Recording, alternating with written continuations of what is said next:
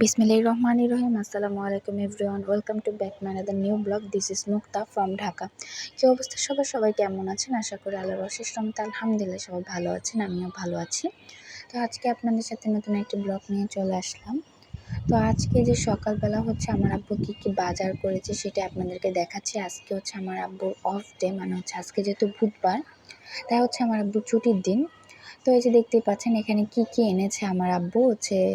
এখানে মানে চিংড়ি মাছের শুটকি এনেছে, তারপর চিনি এনেছে, তারপর একটু আমার জন্য কন্ডিশনার, হুইল পাউডার, তারপরে ম্যাজিক মশলা, ধনিয়ার গুঁড়া, আদা, আর টেস্টি সল্ট এনেছে। আর এই আর কি বাজার করেছে। আরও কী এনেছে মাছ আইটেম কিংবা মাংস আইটেম সেটাও আপনাদেরকে দেখাচ্ছি। এই যে দেখতে পাচ্ছেন এখানে এনেছে আমার আব্বু গরুর মাংস। তো অল্প করেই এনেছে। তো এই যে দেখেন গরুর মাংস এনেছে, তারপর আর কি মাছ এনেছে সেটা আপনাদেরকে দেখাচ্ছি। যেহেতু আমাদের ফ্রিজ নেই, সেহেতু এতগুলো আনলে মানে কোথায় রাখবো, মানুষের বাসায় তো আর এতগুলো রাখা যায় না, তাই আর কি মনে করেন যে একটু কমিয়ে আনে আব্বু। আর এখানে দেখেন কাঁচা মরিচ আছে, সরিষার তেল আছে। তো এই যে এখন এই মাছগুলো নামাবে। তো এই মাছগুলো বাচ্চা ইলিশ, আর গায়ের সাবান এনেছে, মানে গোসল করার সাবান। তো এই যে বাচ্চা ইলিশ মাছগুলা রান্না করার পর এত ভালো লাগছে, অনেক টেস্ট হয়েছে মাছগুলা। তো এই যে দেখতেই পাচ্ছেন এখানে কিন্তু মাছগুলাও আছে, মাংসগুলাও আছে। তো আজকে আমাদের ফ্রিজ নেই যেহেতু, তাই কম করে আব্বু সব কিছু আনে আর কি। তো আজকে 2 পদ আনছে আব্বু, আবার অনেক দিন পরে হইতে পারে বাজার করবে, কারণ সব সময় তো আব্বু বাজার করতে পারে না, কারণ সকালে 8:30টার দিকে চলে যায়, রাত্রে 11টা বাজে, 10:30 বাজে আসতে। ওই সময় তো আর ভালো মাছও পাওয়া যায় না। তো এই জন্য আর কি আজকে বাজার করে ফেলছে অনেকগুলো। আর আমার আম্মু, তারপর আমরা শুটকি অনেক পছন্দ করি, তাই কিন্তু আব্বু চিংড়ি শুটকি আনছে আমাদের জন্য।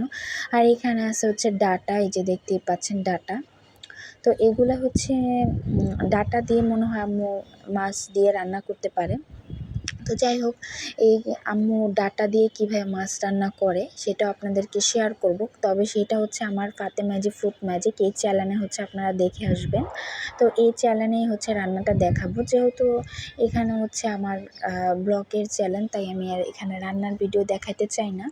তো এই সবগুলো রান্নার ভিডিও, মাংস কীভাবে রান্না করলো সেটা ফাতেমা জি ফুড ম্যাজিক, ওই চ্যানেলে আপনারা পেয়ে যাবেন।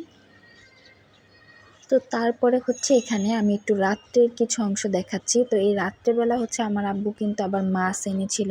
এই যে দেখতেই পাচ্ছেন এগুলো কি মাছ, এগুলো লইট্টা মাছ আর কি। তো আপনারা কিন্তু অনেকে লইট্টা শুটকি পছন্দ করেন। লইট্টা মাছকে কয়জনে ভালোবাসেন জানি না, কিন্তু আমরা খাই, কারণ আমার আম্মু অনেক মজাদার করে রান্না করে দেয় আর কি। তো এই লইট্টা মাছ রাত্রেবেলা আম্মু হলুদ, মরিচ, ধনিয়ার গুঁড়া, একটু লবণ দিয়ে, একটু সামান্য তেল দিয়ে জাল দিয়ে রেখেছিল। আসলে আপনাদেরকে একটা কথা শেয়ার করি।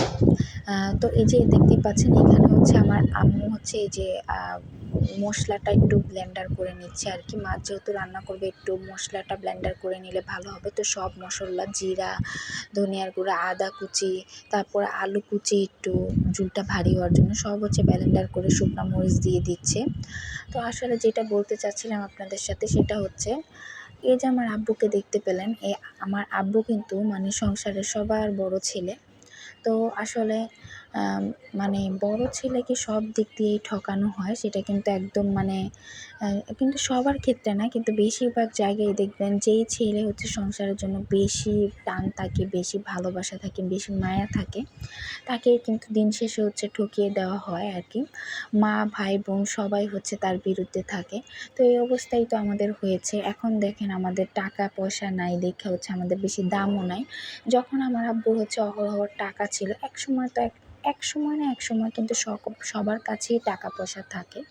তো আমার আব্বুর কাছে যখন টাকা পয়সা ছিল তখন কিন্তু অনেক দাম দিত, মানে একদম সবাই আমার আব্বুকে অনেক ভালোবাসতো, অনেক দাম দিত, অনেক মর্যাদা করতো।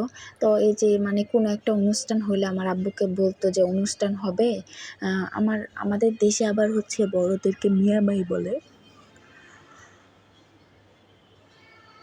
তো আমার ফুফিরা তখন ফোন দিয়ে বলতো যে মিয়া ভাই অনুষ্ঠান হবে, আপনি আসেন। তো অনুষ্ঠান হলে আমার ফুফুরা কী করতো, মানে অনুষ্ঠানে যাইতো, তারপর হচ্ছে বিয়ের অনুষ্ঠান হোক, বার্থডে পার্টি হোক, যেটাই হোক, কিংবা এমনি কোনো মুসলমানের অনুষ্ঠান হোক, তখনও কিন্তু টাকা দেয়, যে টাকা দেওয়া বা গিফট দেওয়ার জিনিসটা, ওই জিনিসটাও কিন্তু আমার আব্বু দিলে তারপর হচ্ছে তারা নিয়ে যেত।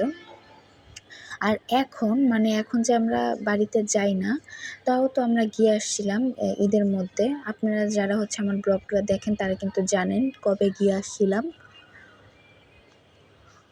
তো যাওয়ার পরে হচ্ছে সবাই বলল এখন আর ওনাদেরকে হচ্ছে বিয়ের অনুষ্ঠানে, পার্টির অনুষ্ঠানে, বার্থডে পার্টিতে, জন্মদিনের বার্থডে পার্টিতে, কিংবা হচ্ছে মুসলমানের অনুষ্ঠানে কোথাও, কিংবা আকিকায় কোথাও হচ্ছে তাদের দেখা যায় না। কারণ হচ্ছে তারা তো এখন আর নিজের টাকা ভেঙে এইসব অনুষ্ঠানে যেতে পারবে না, এই জন্য হচ্ছে চায় না। কিন্তু যখন দেখেন আমার আব্বু যখন হচ্ছে এই সংসারটা ধরছিল আর কি, আমার ফুফুরা, কাকারা তারা কিন্তু অনেক ছোট ছোট ছিল।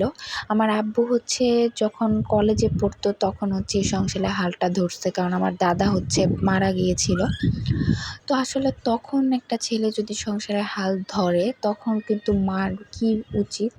আসলে আমার দাদু কি করেছে, আমার দাদার কিন্তু অনেক সম্পদ ছিল, কম সম্পদ ছিল না। তখন আমার দাদু কি করেছে, সব কিছু হচ্ছে যে সম্পদ হচ্ছে এই যে ভালো ভালো জমি, রাস্তার পাশের যে জমিগুলো ছিল, সে তার ছেলেদের কথা চিন্তা না করে এগুলো সব বিক্রি করে তারপরে হচ্ছে শুধু খেয়েছে।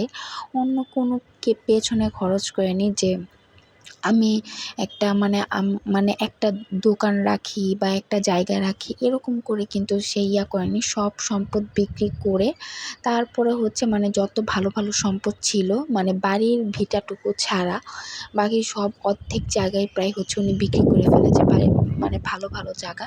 তো অবশেষে হচ্ছে রাস্তার পাশে এমন একটা সুন্দর জায়গা বিক্রি করেছে। এই জায়গাটা হচ্ছে আমার দাদা কিন্তু আমার আব্বুকে বলছিল আর কি, বলার আগে, মারা যাওয়ার আগে বলে গেছিল যে এই জায়গাটাই হচ্ছে আমার আব্বু যাতে ঘর করে। তো আসলে দাদি কিন্তু ওটাও বেচে ফেলেছে।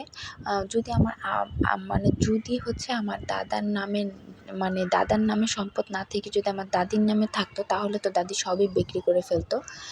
তো যাই হোক, আপনাদের সাথে অনেক কথাই শেয়ার করি। তো এখানে চলে আসছিলাম হচ্ছে ব্যাংকের মধ্যে আসছিলাম হচ্ছে একটা দরকারে, কারণ আমার যে খালা থাকে বিদেশে, উনি অ্যাকাউন্টে জানি কত টাকা পাঠিয়েছে আর কি। তো এগুলো হচ্ছে ওনার অ্যাকাউন্টে রাখার জন্য আর কি আসছিলাম আমি আর আব্বু। যেহেতু আব্বুর আজকে অফ ডে, তাই হচ্ছে আব্বুকে নিয়েই আসছি। তো তারপরে হচ্ছে আমার আব্বুর হচ্ছে এখানে এসে একদমই পানির পিপাসা লেগে গিয়েছিল। তো পানি কোথায়, পানিও তো আমরা আনিনি। তো পরে হচ্ছে আম্মু হচ্ছে অন্য জায়গা থেকে ব্যাংকের ভিতর থেকে পানি এনে তারপরে হচ্ছে আব্বুকে দিয়েছে। তো এই যে দেখেন এখন আমাদের ব্যাংকের কাজ শেষ, এখন কিন্তু আমরা নেমে পড়ছি। তো ওই যে এটা কিন্তু একটা সরকারি ব্যাংক আর কি, আমাদের বাসার এখানেই। তো এখন হচ্ছে আমরা একদম চলে যাব। তো এই যে দেখতেই পাচ্ছেন আব্বু আর হচ্ছে ভাই, আম্মু। তো এই যে একটা বিষয় নিয়ে আর কি কথা বলছিল যে ওইদিকে যাবে নাকি কিছু কেনাকাটা করার জন্য। তো তারপর আব্বু বলছে না, আজকে যাওয়ার দরকার নেই, অন্যদিন যাব। কারণ একটু আগে কিন্তু প্রচণ্ড পরিমাণ বৃষ্টি আসছিল, বৃষ্টির মধ্যে ভিজে ভিজে কিন্তু আমরা তিনজন হচ্ছে ব্যাংকে এসেছি, তো পুরো কিন্তু ভিজেই গেছি। আপনাদেরকে আর শেয়ার করিনি বৃষ্টির লুকটা, কারণ ওই যে বৃষ্টির মধ্যে মোবাইল বের করে ফোনটাও কিন্তু ভিজে যায়। তো যাই হোক, তারপরে হচ্ছে এদিক দিয়ে হচ্ছে আমরা এখন বাসায় যাব। তো তারপরে হচ্ছে আমার আব্বু ট্রাই করছিল হচ্ছে রাস্তা পার হওয়ার জন্য, কিন্তু রাস্তা পার মানে হওয়া যাচ্ছিল না, অনেক গাড়ি ঘোড়া চলছিল। তো যাই হোক, তারপরে দেখেন এখানে হচ্ছে একদম গ্যান্ডারি আর কি, গ্যান্ডারি খাবো আজকে। তো এই জন্য হচ্ছে গ্যান্ডারি চয়েস করছে, আর চয়েস করে এখন হচ্ছে উনি কেটে দিবে। তো উনি কাটার সময় হচ্ছে একটা গ্যান্ডারি কাটার সময় হচ্ছে পুরোটাই পচা হয়েছিল, তাই উনি হচ্ছে ওটা ফেলে দিয়েছে। তো যাই হোক, তারপরে দেখেন এগুলো ভালো, এগুলো কাটবে। তো আপনাদেরকে আরেকটা ছোট্ট করে কথা বলি, যারা হচ্ছে এখন অনেক অনেক টাকা ইনকাম করেন, তারা হচ্ছে নিজের টাকা নিজের কাছেই রাখার চেষ্টা করবেন, কাউকে দিবেন না টাকাগুলা। নিজের টাকা যতটা মূল্যবান, পরের হাতে গেলে কিন্তু অতটা মূল্যবান না। সেভাবে এটা তো আর আপনার কষ্টের অর্জিত টাকার মর্যাদা শুধু আপনিই বুঝবেন। কিন্তু যারা হচ্ছে টাকা ইনকাম করে না, আপনি যাদেরকে টাকা দেন, তারা কিন্তু কখনোই বুঝবে না যে এটা হচ্ছে আপনার কষ্টের টাকা, এটার অনেক মূল্য, এটা কিন্তু কখনোই বুঝবে না। তাই হচ্ছে সবসময় চেষ্টা করবেন যে নিজের টাকা, নিজের সম্পত্তি নিজের আন্ডারে রাখার জন্য, কারোর ওপর হচ্ছে ডিপেন্ডেন্ট না হই যাতে আমি। তো এই যে দেখেন আমার আব্বুর অবস্থাটা, এখন আমাদের বাসায় আমাদের একটা ফ্রিজ কিনতে পারতেছি না, তারপরে আমাদের রুমের মধ্যে একটা তুষক নাই, কি যে একটা অবস্থা। তো আপনাদের হচ্ছে সব কষ্টের কথা তো আর শেয়ার করি না, তাও আজকে কিছু কিছু করলাম। আসলে দেখেন টাকা না থাকলে কেউ দাম দেয় না। আসলে দেখেন টাকাই কিন্তু এই মানে এই পৃথিবীর মধ্যে যার টাকা আছে তার মূল্য কিন্তু অনেক। দেখেন যে বড়লোকদের দেখেন কোটি, কোটি টাকা, ওদের কথায় সবাই উঠে বসে, সবাই হচ্ছে ওদেরকে কত মর্যাদা দেয়। কিন্তু দেখেন আপনারা হচ্ছে যদি বড়লোকরা একটা হচ্ছে অন্যায্য মানে যেটার কোনো ভ্যালু নেই, ওই কথা নিয়েও যদি পুলিশের কাছে যায়, পুলিশ কিন্তু অনায়াসে ভাববে এটা মনে হয় সত্যি কথা, কারণ ওই যে টাকা দিতে পারবে। আর গরিবরা যদি একটা ন্যায্য বিচার নিয়েও যায়, সেটার কিন্তু কোনো হচ্ছে একদম বিচার পাবে না, কারণ তারা তো আর টাকা খরচ করতে পারবে না। তো এই হচ্ছে দুনিয়ার অবস্থা। আসলে আমাদের এরকমভাবেই চলতে হবে, কিছু করার নেই, কি আর করব। তো আপনারা খুবই সচেতন, বি কেয়ারফুল।